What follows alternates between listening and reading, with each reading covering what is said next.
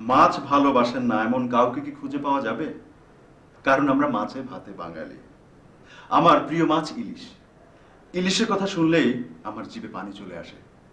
আমার মতো অনেকে আছেন নিশ্চয়ই। কিন্তু আগের মতো এখন আর ইলিশ পাওয়া যায় না। আপনি চাইলে যখন তখন ইলিশ খেতে পারবেন না।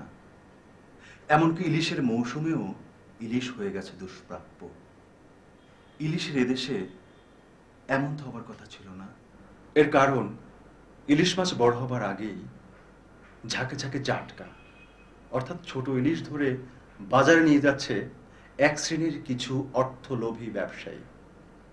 এদেরকে থামাতে না পারলে, অর্থাৎ জাটকা ধরা বন্ধ করা না গেলে এমন একদিন হয়তো আসবে যে আমরা আমাদের প্রিয় মাছটি আর খেতে পারবো না।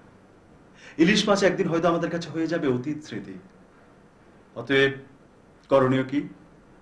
জাটকা ধরা এবং কেনা সম্পূর্ণভাবে বন্ধ করতে হবে। আমাদের জাতীয় মাছ ইলিশ রক্ষার দায়িত্ব আমাদের।